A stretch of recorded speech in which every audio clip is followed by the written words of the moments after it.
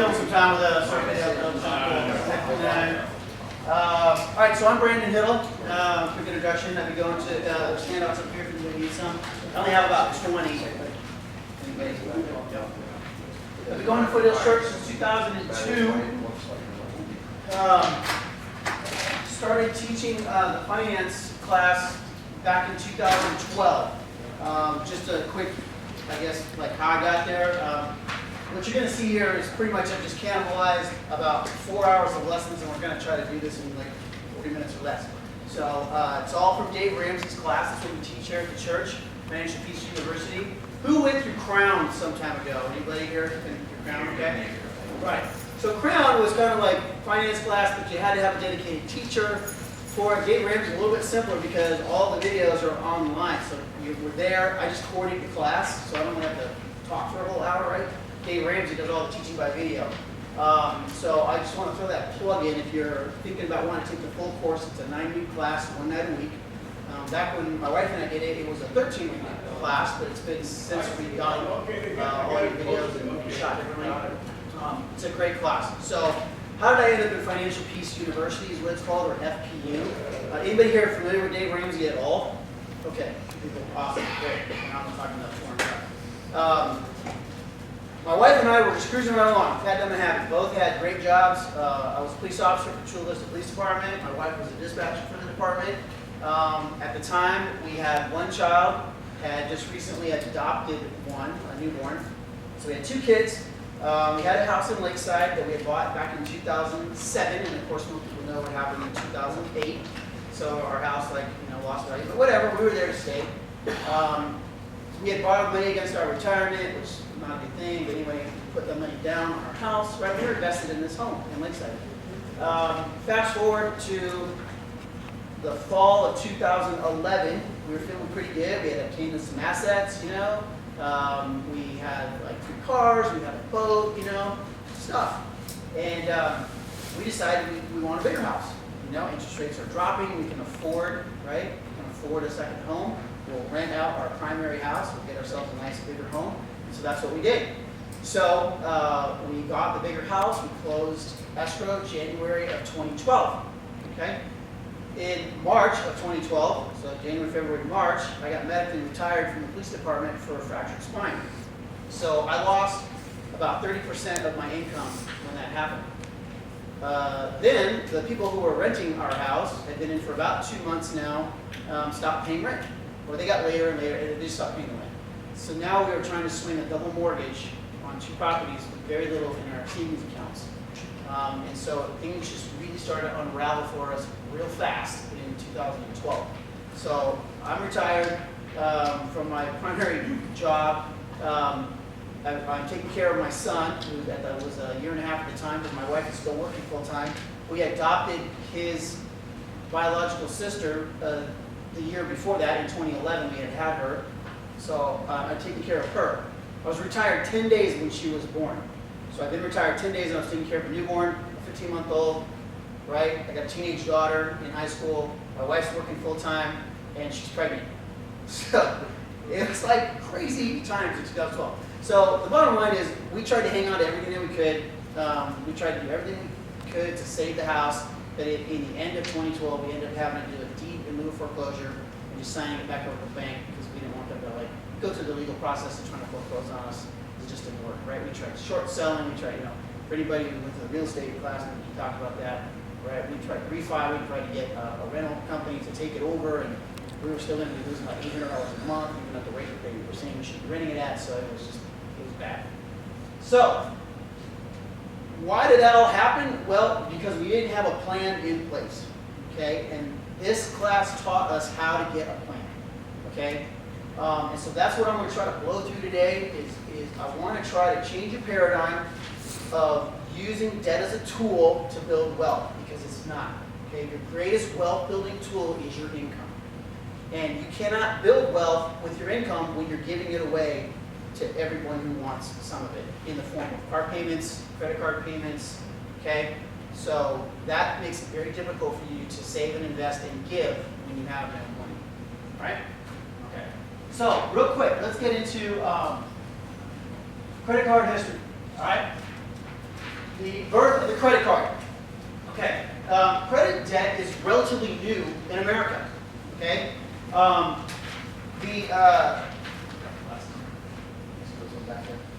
in 1910, the Sears catalog actually had a quote in it that said, "Buying on credit is folly." Okay, that was an ad in the 1910 catalog. As you know now, Sears, you go into Sears and they try to sell you credit, right? Most retail stores do. In fact, a lot of people who are in retail sales, they won't get promotions, they won't move up in management if they're not selling credit. Okay, we're pushing credit, right? Diners Club started in the 1950s by a guy named Frank McNamara. Okay, Frank McNamara went around to local restaurants and he pitched ideas, to use a card, and it became a Diners Club card. So you would go into a New York restaurant, and if you had this Diner Club card to these select restaurants, you could basically run a tab on the credit card. Okay, so people were going out to eat and they were using these credit cards. All right. Then what happened is, let me back up real quick. So James Cash Penney, J.C. Penney. Okay, they called him James Cash Penney because he was famously known for being frugal and using cash for everything. Never borrowed against anything. And of course, now J.C. Penney also another store that you can go into and get credit and everything else. Okay. So in 1958, Bank AmeriCard came out. Okay. And then also in the 50s, American Express came out. So we're seeing the birth of credit cards in the 50s. Okay. By 1970, only 15% of people had a credit card in America. Only 15% of households in America had credit cards. Okay. By 1976, Bank AmeriCard renamed themselves to Visa. Okay. So that's where we get the birth of the credit cards. And then so what happened with Sears, we talked about Sears a second ago, was they went into financial troubles, and then they had started Discover Card, and then when they went through their financial takeover, whatever, they sold that brand name, so now Discover Card became its own entity. But Discover actually started under Sears. All right, so there we go, birth of the credit card. Okay, so to change your paradigm shift, I need to change your thinking. Okay, why is credit good versus not having credit? So we're going to go over some truths and some myths. Okay. If you tell a lie long enough, you start to believe it. Okay? If you spread a rumor around long enough, you start to believe those sort of things. The interesting thing about credit cards and loans and us wanting to borrow money is it's constantly advertised at us. It's constantly in your mailbox. Okay, you're constantly seeing appealing ads, what you do, like this on Visa, Master the Moment, right? All of these things are appealing to your emotion. Okay, it's an advertising like eighth wonder of the world. Okay, because banks, credit cards have us lining up to try to get the next best card, the next best deal. Okay, that's great advertising. I'm not mad at them. Okay, they've invested billions of dollars to get you to believe that their product is worth having. We go down to the bank, we're on our knees begging for a loan. Okay? So that's great marketing. Okay? We've just been marketed to. All right, so myth versus truth. All right, myth number one. You need a credit card to rent. Okay, your first point there is rent. To rent a car or make online purchases. Okay, the truth. A debit card can do all of that. Okay? A debit card can do all of that. Myth. I pay mine off every month with no annual fee. I get brownie points, free airline miles, and a free hat, right? All these promotions. Okay? One of the things that I just taught in our class just a week ago was I took the points that you get, right? It gets like a 1.5% kickback for every dollar you spend. Okay? So what I did was I showed an example of I took two people and we went just for a 4-day trip from San Diego to San Francisco. And I went as cheap as possible, right? Flew Southwest, rented a cheap car, it was like $9 a day, found a hotel room that was a 3-star, it wasn't expensive. The total trip for an entire weekend for two people came up to about $1,300, okay, for a 4-day trip. In order for you to earn enough points to get that trip for free, you would have, at 1.5, you have to spend over $80,000 on your credit card. Okay, we're not doing the math. Okay, right? We're stepping over dollars to pick up nickels, and that's what's killing us. Okay, because we think we're getting our money back. That in order for you to get that free trip, it's going to cost you about 80 grand in credit. Okay, so think about that, right? Okay. True. More than 100 million Americans do not pay off their credit card every month. Okay, so next one there is do not pay off. All right, next one. Truth, when you use plastic instead of cash, you spend more because you don't feel it. Okay, that next word is feel it. And here's what I mean by that. MIT did a study, and they actually showed that when people use plastic, it does not register in your brain. There's very little activity, okay? But they found when you spend cash, when you use money, it activates the pain centers of your brain, okay? You're feeling that. You know that that is money in your hand. If you got a $100 bill, you know when you put it on a little coffin at the restaurant, right, to carry Uncle Ben away, it ain't coming back a $100 bill, okay? You feel that, right? And we've gotten away from that, right? Our grandparents didn't borrow on anything. Our parents borrowed on a lot of things, and this generation that I'm living in borrowed on everything, okay? So they're not feeling it. They're just singing it. The other thing that they showed was that people who ran up their credit card and then walked out of the store, they interviewed them. It was like super high percentage of them, like 80, 90%, couldn't even remember what the total was. I mean, just walked out. Rang it up, walked out, couldn't tell you what the dollar amount was. People who used a debit card could get really close. People who use cash could tell you almost to the penny what they just spent. Okay? It registers differently in your brain. Right? Myth. Car payments are a way of life, and you're always going to have them. Who in here has ever bragged about what an awesome, great, high car payment they have? I mean, you just love to tell your friends how much you're spending a month on your car payment. You might tell them you got a great deal on it, or like a car, but I don't really hear a lot of people bragging about, you know, hey, I'm paying $454 a month on my car payment. Love it. For the next 72 months of my life. Right? We're not doing that.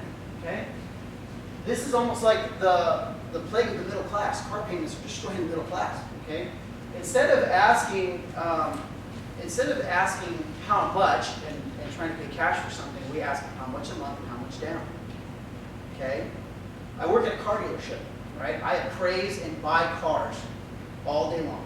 Right? I don't sell them. I can if I need to, but I don't. Right? I buy them from people that are trying to sell them. That's what I do. And I can't tell you how many of these cars I find that they're the original owner. They've got all the paperwork in the box. You know, took great care of this car. I'm like, it's awesome. You know, I love it. You took great care of this car. But it's losing its value, and there's only so much you're going to get for the car, and you realize that, right? Okay. So. The typical millionaire stays away from car payments and drives reliable used cars. That's how, okay, the church word, that's how they became millionaires. All right? Myth. Leasing your car is what sophisticated people do. Leasing is that next word there.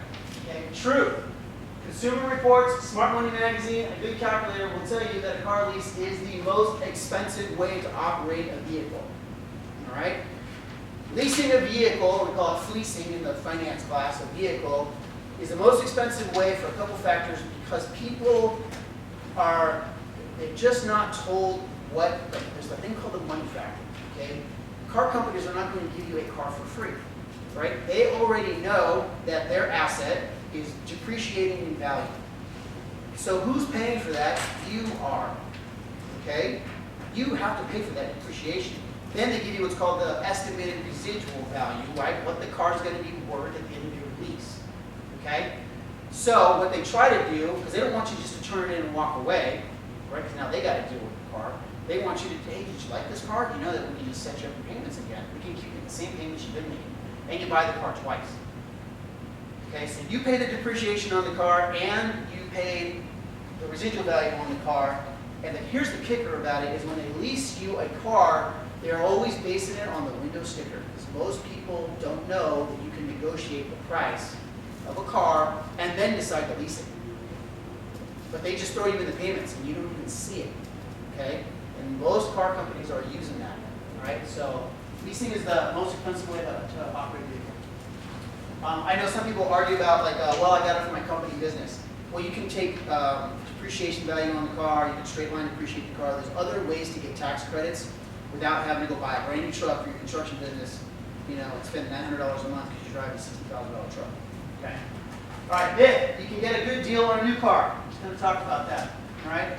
Truth. A A new car loses about 60%. Okay, that number is 60% of its value in the first 4 years. Right? This is the largest purchase that people make. Okay, aside from a house, that goes down in value. Anything with a motor in it is going down in value.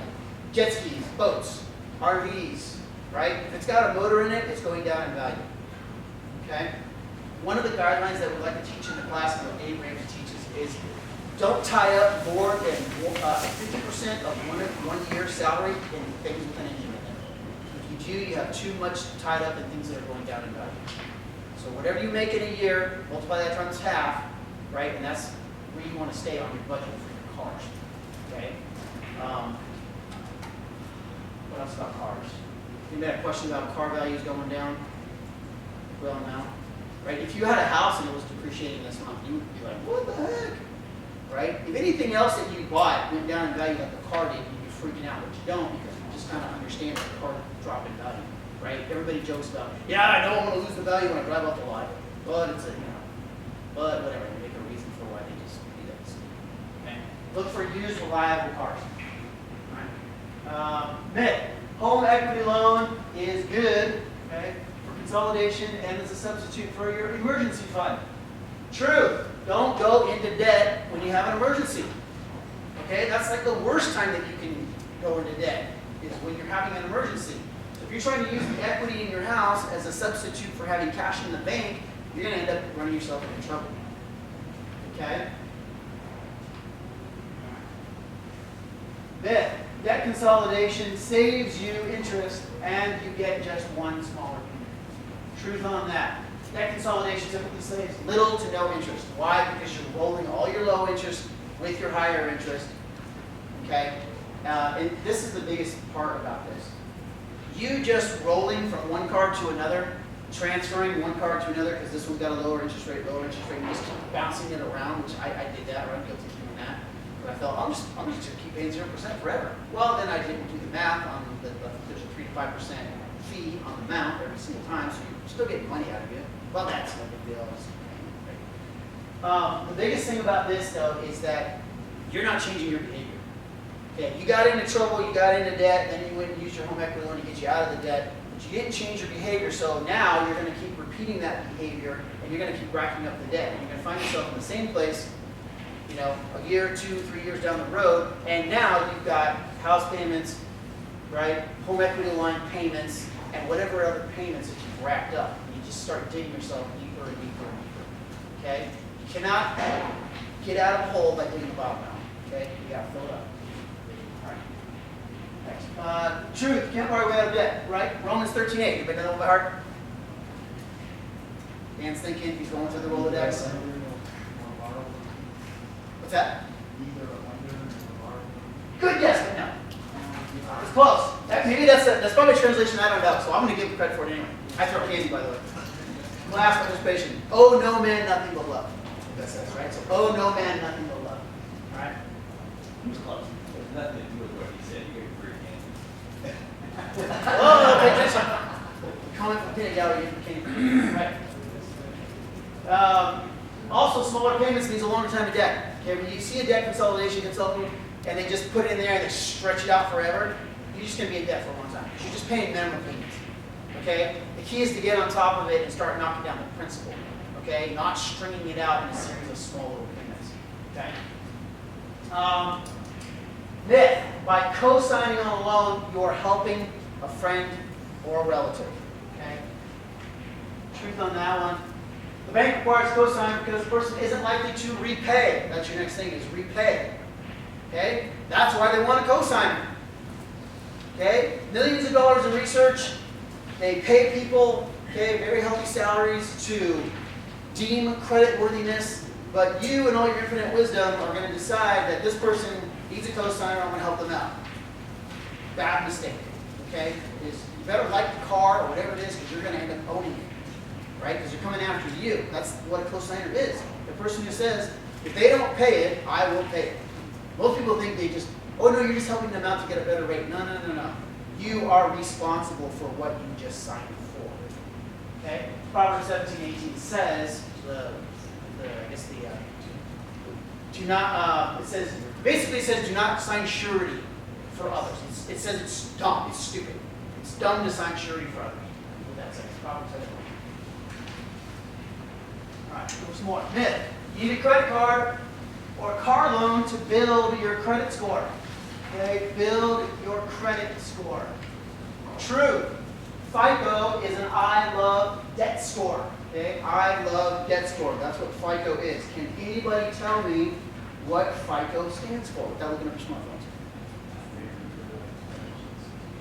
Financial what? Financial institution.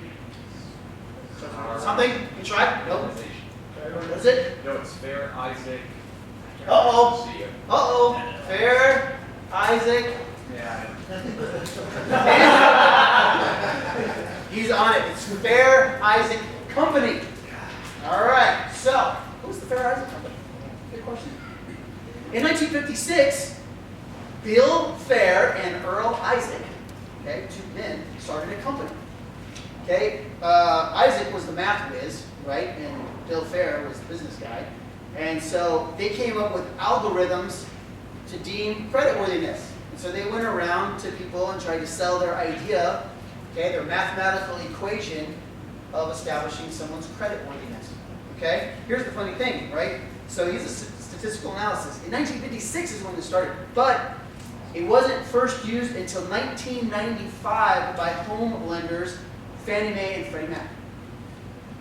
Okay? This company is a publicly owned traded company on the NASDAQ, on the stock market exchange. They make $788 million reported in 2014, and they have over $1 billion in assets. Okay? FICO is nothing more than an algorithm. Okay? Right? So we're going to look at what the numbers are. Here we go. Payment history is 35% of it. Your debt level, 30%. Length of history, how long you've been in debt, is 15%. And your new credit is 10%. It's nothing but debt, right? Everything's debt. How long are you making payments? How much debt do you have? Right? Where are you paying on your cards? That's all it is. And I love debt score. Okay? You cannot have a FICO score if you do not have debt. Okay? If you owe nobody anything in the world, no house, no car, no credit cards, no nothing, your credit score will revert to zero in a short period of time because it's inactive. Okay? So the only way to get your credit score up is to play kissy face with the banks and borrow. That's the only way you can do it. If you want to achieve an 800 credit score, well, now I think you can almost get a 900 because they upped it, but 800 used to be like at the top. Okay? I was at an 806 in 2012 when all this stuff like crashed. My wife was like a 7-something. We were up there. Made our payments on time, never late. Right? One of the reasons why we had a hard time getting our house refinanced because they weren't willing to talk to us because we weren't in stress. Like, well, I have no money in the bank. Well, but you're making all your payments. Well, that's not going to last. Well, when it doesn't last, it was that kind of deal. Right? I had to start missing payments on the house in order for someone to help me. Right? Anyway, if you want an 800 credit score, okay, that's hundreds of thousands of dollars of debt that you're going to have to do to get that. Okay? I promise you that. In 2012, my wife and I found ourselves $860,000 in debt, owning 2 homes. Okay, we had a car loan, maybe $3,500 on a credit card, not much other consumer debt, right? Because by then we had at least paid off the boat, paid off the Jeep, right? We owned those things, but the houses and the cars and the stuff was killing us. Okay, I had a negative net worth of $250,000. That means if I sold all my houses for what they were worth at that time, cashed out all my retirement, any money that I had left, I would still owe $250,000 to the banks. Okay, that was, and this class opened my eyes to where I was. Right? I thought I just had a renter problem. I got bad renters. That's my problem. I can get renters and I'm good to go. But I wasn't looking at the whole picture that I'm $860,000 in debt. Right? I'm making these payments until I'm in my 70s. Right? So I don't want to do that anymore. Okay. Next. Biggest myth of all. Alright? Debt is a tool and should be used to create prosperity. True. Debt is proof that the borrower is slave to the lender. Proverbs 22:7. Just preceding that is a verse that sounds something like this. Train up a child in the way he should go, and he is old, he will not depart for it. For the rich rule over the poor, and the borrower is slave to the lender. I think that those verses are all together. Okay? I think that they're not just there in sequence by accident, right? That's a lesson that King is trying to teach us, that we need to teach our children, right? That debt is not a tool that builds prosperity, and that if you go into debt, you are going to be a slave to the one. Sorry, I don't have a true. When surveyed, the Forbes 400 were asked, what is the most important key to building wealth? And the percentage on that one, let me show you the right one. 70, 75, 75. 75% said becoming and staying debt-free was the #1 key to building wealth. Okay, so one out of every 4 billionaires thinks it's, or millionaires thinks it's okay to have debt. The other 75% say no, avoid debt at all costs, and that's how you get rich. All right, so how much could you save? Right, that's your next word. How much could you save, invest, blow, and give if you had no payments? Okay, let's just field that question right now. Let's have some dreaming time right now. You're sitting here today, you got your job, your house is paid for, your kids are in college, right? You've already funded your retirement.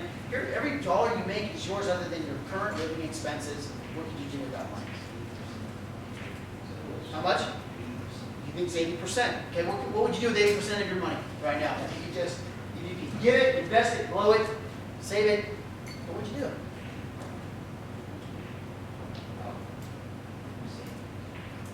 Okay, just keep saving for retirement, building wealth. Good. Anybody else? What do you want to do? You're debt free. I'd invest everything for 10%. Okay, tithing. Yeah, because it creates more wealth and it'll slowly get bigger. Good. Yeah. Sponsor again. Sponsor? Yeah. Yeah.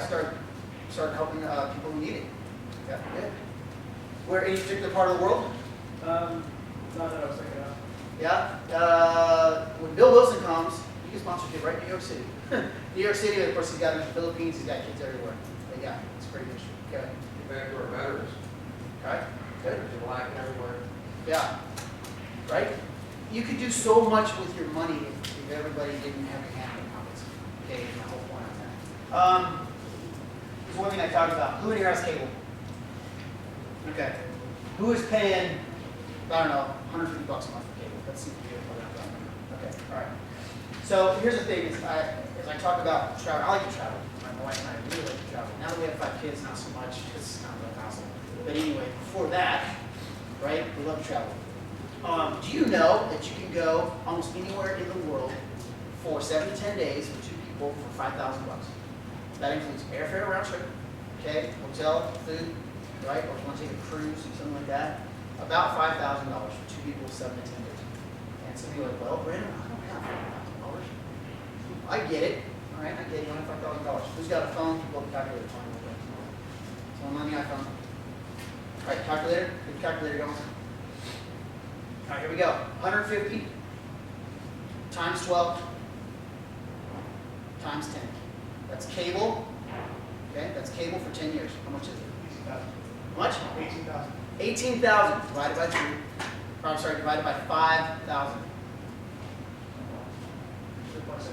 3.6. So in 10 years of your life, you can take these once-in-a-lifetime trips 3.6 times in 10 years. Cut cable, right? It's all up to you. What do you really want? Okay? You've heard it talked about probably in tithing lessons that your checkbook really reflects where your heart is. Okay? If you go through your checkbook or your debit card, most of us don't have checkbooks anymore, I get it, right? Electronic age. But if you go through your spending and you track it and you look at it, okay, that really tells you what's important to you. No hands down, right? I mean, your reflection of where you're spending your money just really tells you where your heart's at. Okay, if you wanted to save that money to go take a once-in-a-lifetime trip every 3 years, then you'd be saving it. You'd see that automatic savings plan set up for your dream vacation, right? So think about that, right? Your checkbook is reflecting what's in your heart and where your priorities are. All right, so here are some steps to getting out of debt. Okay, step number 1. Stop borrowing more money. Okay?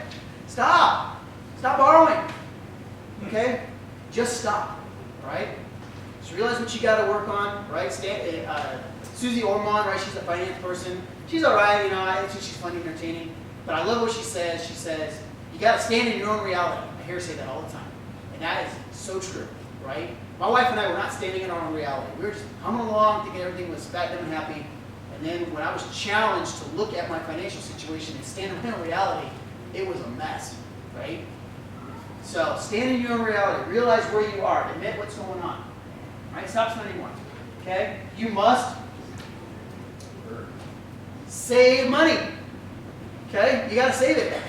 All right? I know this sounds like, what do you call that? Common sense, right? Not so common, but it's not hard, okay? Finances and doing well financially is literally like 90% behavior and 10% knowledge. Or if you want to swing it for someone who's real smart with it, okay, 80 behavior and 20 knowledge, right? Way more in what you're doing and how you're reacting to things than what you know about finances, okay? Some of you got to sell something, okay? You got some debt piling up and you've got stuff, right? You need to have a garage sale, right? You need to sell so much stuff on eBay that the cat thinks it's next, okay? This is what my wife and I did, right? We just started selling. Fire sale, right? Got rid of the Jeep, got rid of the boat, right? We just started dumping all of our toys, okay? We had a garage sale on one Saturday, I think it was, and in 5 hours made like $900 on just junk in my garage, right? The things that I thought were important. I mean, I went through my house. I had like, collectibles, and I thought, oh man, people are really gonna want to buy this. No, didn't touch any of that crap that I thought was important. Okay? They went after just the craziest stuff. It was really weird. So, now, plus, for those of us that are getting older, like me, I'm 46 now, I don't want my kids to have to go through all my junk later. Just make it simple, right? They're just gonna want the money. They want to know where the accounts are. Maybe they'll keep a watch or a gun on mine or something, but that's about it. All right. Get a part-time job. There's a great place to go when you're broke, to work. Okay? That's what Grandma used to say. You need money? Go to work. Good job. Okay? Work overtime. Okay? And this one here is prayer. Okay? Prayer really works. Right? You gotta pray. Okay? Ask for wisdom and guidance. Okay? Ask God to reveal in your heart what's going on with you financially. If you're married, a relationship with your spouse, what is going on in your household. Okay? The Bible also says that the person who doesn't take care of his own house first is worse than an unbeliever. Okay? You gotta take care of your own home first. He wants to support kids overseas or whatever it is. That's awesome. Take care of yourself first, right? Keep your head down, get it done, then you can start to branch out and help others. Poor people have a hard time helping other poor people. All right, pay off all non-mortgage debt using Crazy 8. Using what? Crazy 8. Using Crazy 8s? Using the debt snowball. Okay? Debt snowball. All right? The debt snowball is this. This is your next fill-in. List your debts from smallest to largest. Now, there's some of you in here that are the math nerds, and you're like, no, I want to pay off the highest interest first. It's killing me in interest. No, your behavior is what's killing you. Okay? It's not the interest. Okay? This is not a math problem. It's a behavior problem. All right? So we've got to address the problem. Here's why, the number one most important thing, why you want to go smallest to largest. Okay? You scrape together your money. You start hammering away everything you can squeeze out of a budget, which is a written game plan. It's your battle plan. Okay? It's not handcuffs. It's not a restraint. All right? A budget tells your money where to go instead of wondering where it went. So you got to be intentional about it. You got to tell every dollar, every single month, where am I going to put you? Every dollar's got a name. Okay? If you don't tell a dollar, they're like little kids. They're just going to wander off. Okay? You'd be like, hey, dang it, I forgot that kid's name, and they're like, fine. Okay? I promise you. Okay? A written game plan. All right? You list them from smallest to largest because as you chunk away at the small one and you get it paid off in a month or two, then you take the money that you were dumping there and you put it right onto the next smallest one or the next largest one, however you want to look at it. Okay, next largest one. And you do that one and you knock it out. And what happens is you start to change in your psyche. You start to feel like, man, this is working. I'm making traction here. I mean, this is really working. I'm getting out of debt. I only got my house to go or whatever. I mean, I'm gonna, whatever it is. It's like you start to get fired up and wired up because you're gaining momentum and you're seeing that it works. If you try to hit the biggest one with the most interest first, if you're going to be in that thing for so long, you're just going to burn out. Okay? Because you can't run, full speed for, 3-4 years. It just doesn't work. We try to teach them in the class. We want you to be completely debt-free except for your house, 18 to 24 months. That's everything. Cars, credit cards, student loans, whatever you've got is taking your income away from you. All right? And once we get to there, boom, then we start working on the house. Okay? Debt snowball. All right. Get gazelle intense. What do I mean by that? All right? This is right out of the Bible. My son, if you have put up security for your neighbor, if you have shaken hands in pledge for a stranger, if you have been trapped by what you say, ensnared by the words of your mouth, so do this, my son, to free yourself. Okay? Do this. It says do this, right? This is wisdom, right? If you've done all this, here's what you got to do. Okay, since you have fallen into your neighbor's hands, right? Who's the lender? Go to the point of exhaustion. It means go work, get a job, right? Give them no rest. Allow your eyes no sleep, no slumber to your eyelids. Free yourself like the gazelle from the hand of the hunter and the bird from the snare of the fowler. Proverbs 6:5. Okay? Everybody seen nature channels, whatever? You got the gazelles in the field, and then always there's a lion or a cheetah or something there, right? And then the chase is on.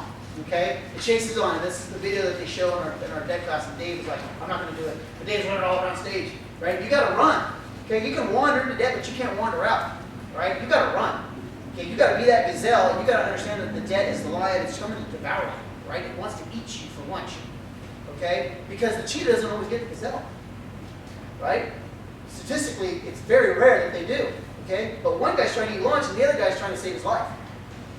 Okay? You've got to get that intense.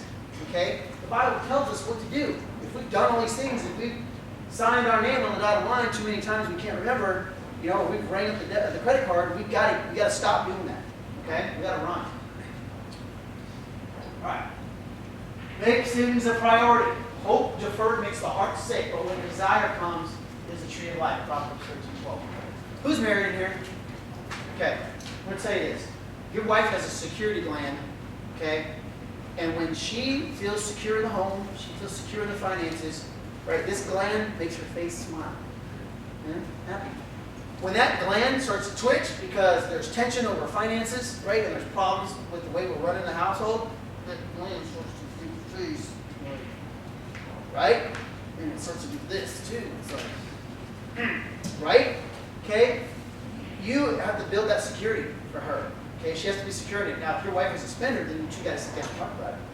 Not all wives are spenders. Some guys are spenders, right? I like toys. I like to buy expensive stuff, right? All right? My name's Brandon, and I like stuff. So we gotta all admit to where we're spending our money. All right? Okay. Savings must become a priority. All right? You have to make savings a priority. All right? The next thing is you need to pay yourself first. Right? I believe in tithing. Okay? Even when I went through all my house crap, I never stopped tithing. Right? Because I believe in that. If you're not there yet, right, that's a whole different discussion. But you got to pay yourself first. Okay? I tithe first, pay myself, right? You got to learn to pay yourself first. Because if you're trying to wait until the money runs out to pay yourself, you're never going to pay yourself. Okay? If your priorities are all bills, car payment, Starbucks, and neat, okay? No, you got to switch the order of that, right? You got to pay yourself first. All right. Give, save, then pay bills. Some of you need to draw a line in the sand because you have too much month left at the end of the money. Okay? You still got too much month left and there's not enough money. All right, so here's how that works. You got to, I'm going to do that just one second. Okay, so saving money is about emotion, okay, and contentment. Right? Remember we talked about before with credit cards, plastic, we're not feeling it. We don't feel it anymore. I need you guys to feel the money. Okay? I need you to feel what's going on, right? It's an emotional thing. In the house of the wise there are stores of choice food and oil, but a foolish man devours all he has. Okay? The Proverbs, like, if you read Proverbs, you become like a finance major. Right? It's full of wisdom and things on money. Right? Okay, establish your four walls. So I'm going to go back to what I was just talking about here. Okay, these are your four walls. Food, shelter, clothing, okay, transportation. Everyone in here is an adult, right? So your clothing is probably going to be very minor right now if you needed to throw that into your budget. Okay, maybe you need some new socks or underwear. That's probably about it. Okay, because you got a closet full of stuff that you can still wear. Right? Food, right? Stop eating out. Right? Stop bringing your sack lunch to work. Okay, because you're killing yourself in these meals. You're spending $5, $10, $7 every meal 3 times a day, right? Because the guys are all going out to eat, and you're joining them, and then your money's gone. Okay, pack a sack lunch. Right? Shelter. So you got to take care of this first, right? You got to get the rent paid for. Okay, that's #1 priority. And your transportation, whether it's your car, public transportation, whatever it is, reliable, good transportation that's going to get you to work. Okay, from A to B. Okay, those are your 4 walls. These are your necessities. Everything else outside of that you're spending money on is a want. I hate to tell you that, but it is. Okay, this is the bare bones, right? This is beans and rice, scorched earth. You know, I'm saving money this month, right? All my entertainment, everything else, right? You're not seeing the inside of the restaurant unless you're working there. Okay? All right. No discipline seems pleasant at the time, but painful. Later on, however, it produces a harvest of righteousness and peace for those who have been trained by it. 12:11. Okay? We probably use this on our kids all the time. I don't have to discipline your son, right? But we forget that's for us too. Okay? Disciplining ourselves to be more intentional about our money and telling it where to go and taking control over it, right? That takes discipline. And it's not pleasant at the time. I will back up this on budgeting. When you start to do a written plan, it's going to take you about 90 days to really get the rhythm of it. Okay, so don't give up just because you failed at it the first month and didn't work out the way you thought. Oh, and I forgot about this. Oh, and I forgot about that. You're going to forget those things. Okay, you're going to forget the little things, but 90 days later, you're going to be more disciplined and it's going to become much easier. And you're going to be able to sit down with your spouse, just sit together and go, okay, what do we miss? What can we work on? How can we tweak this a little bit? Right? It's just a matter of making a written plan. Okay? I will tell you this. If you're the nerd and you like to crunch numbers and all that kind of stuff, the budget meeting is like 10 minutes tops with the other person. Okay? If you are not that person, then you tell your spouse, whatever, right? Because they like to do the numbers, you got 10 minutes of my attention here. Because you know you're checking out after that. Right? You're thinking about what you can be doing. And just, right? And then here's the other thing too. Whatever the budget is that you two decide on, okay, you got to stick with it. Both of you do. Okay, you're giving your word that you're gonna do what the written plan says. If you don't, you're just a liar, right? And your job isn't to go mess up the plan, right? We want to follow the plan. We want to work together. We want to be Clydesdales pulling together. You know, you guys know what that means, right? Clydesdales. A single Clydesdale can pull X amount by itself, but if you get 2 of them, they can pull a lot more weight. And then when they learn how to work together, it's like triple. It's insane. Okay, so you got to learn to work together. All right, if you're single, okay, if you're a single person, you need to find yourself an accountability partner. Someone who loves you enough to tell you no. Okay? A very ancient word, no. It starts with the tongue and with the mouth and goes, no. No, I'm not going to buy that. No, I'm not going to do this. No, I'm not going to spend, right? Right? Or you justify getting the transmission rebuilt or buying a firearm? Right. Stop trying to impress everyone. Content people don't always have the best of everything, but they make the best of everything they have. Okay, so we're going to talk here just for a second about contentment. We're not time. We're not time. All right. Contentment doesn't mean apathy. That's your next fill-in word. Okay, it doesn't mean apathy. Forgetting it is what is behind you and straight toward the goal. Straight what is ahead. I press on toward the goal to win the prize for which God has called me in heaven with Christ Jesus. Philippians 3:14. He who is not contented with what he has would not be contented with what he would like to have. Talk to Jesus, okay? All right. 4 signs of discontentment. Attempting to get rich quick. Okay? Attempting to get rich quick is your next fill in there. A faithful man will abound in blessing, but he who hastens to be rich will not go unpunished. I've seen a lot of rich people, and you can watch entertainment tonight or whatever, and in about 30 minutes, you can see rich people that are very discontent and unhappy in life. Okay, you may be wishing you had what they had, but do you really? You know, because all that money, like just think of Robin Williams for an example. Most people know who Robin Williams was. Funny guy, great guy. I grew up watching Robin Williams on everything, you know, way back to Mork and Mindy, right? And then here he is, he kills himself of depression. Okay, and if you look at the chaos that his family has been left with, in the aftermath of all of that, right? Now they're fighting over money, and it's all disrupted. Okay, so money in the not area. Trying to appear wealthy.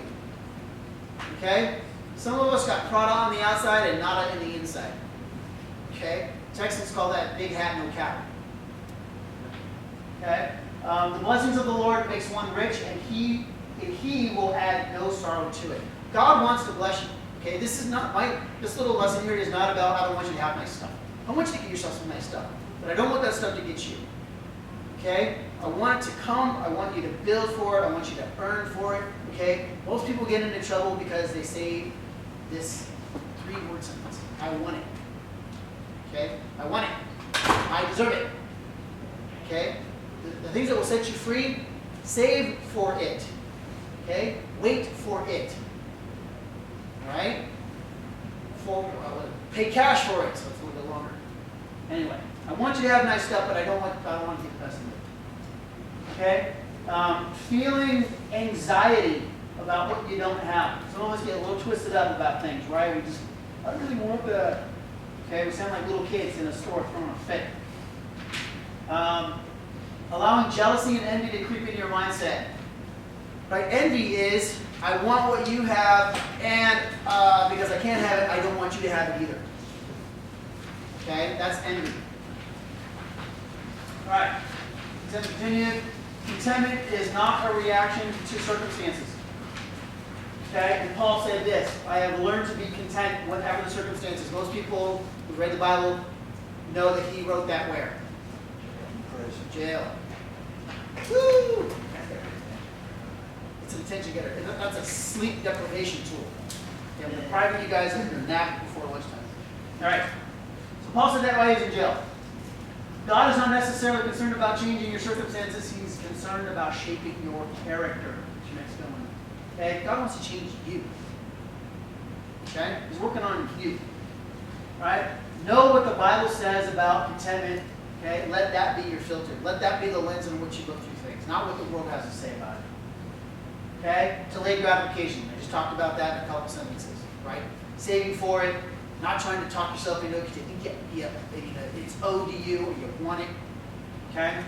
Delay that gratification. Talked about that, the cruise, the trip. Okay? That's delayed gratification. You could easily go put that on a credit card. Okay? $5,000 on a trip, I'm out of here. Well, I'll just pay for it when I get back. Or you could wait 2.5, 3 years, save for it, take that vacation, and come back with great memories and no credit card debt. Okay, that's an example of delaying that, right? Just chopping away at it. All right, learn to give. Start pouring into others. Content people they really have a heart of a servant, and they start to look for other ways to start helping and serving others. Okay? Even when you're in a storm, even when you're in a struggle, you're going through something. Okay? That's when you really need to start pouring into other people. Okay? Because there's always someone out there who's got a situation worse than you. I promise you that. Okay? And so they need to hear your story, you need to hear their story, you guys need to encourage one another. Okay? Start pouring into the lives of other people. Okay? Biggest part, change starts with you. The number one cause of money problems for the majority of people is the man in the mirror. Okay? Since this is a men's conference, right? I'm not going to say woman, it's the man in the mirror. You need to have a heart-to-heart with the man in the mirror and ask yourself, what am I doing? Okay, what do I want to do? What are my goals? How am I getting there? All right? 12 steppers, I'm not going to ask for a show of hands. Doing the same thing over and over, expecting a different result equals insanity, right? One of the launches of the 12-step program. Okay? You can't keep putting chocolate batter in the bowl and baking it in the oven and expecting vanilla. It's not going to come out. Okay? Because you're using chocolate. If you want vanilla cake, you got to change the recipe. If you want to change the way your finances are looking every month, you got to change the input. Okay? What you're doing to it. All right? And lastly, you got to have a Jerry Maguire moment. All right, class, go over here. When everybody stand up, here's what I mean. Everybody's seen Jerry Maguire. Yeah. Right? Show me the money. Right? He's on the phone with them, including juniors, trying to get his agent, Jerry, to give him some money. Right? So here's what we're going to do. Right? On the count of 3, right? We say, nice and loud. We want everybody who's down the hall, to the building, right? We're going to rock. On the count of 3, guys, show me the numbers. Ready? 1, 2, 3. Show!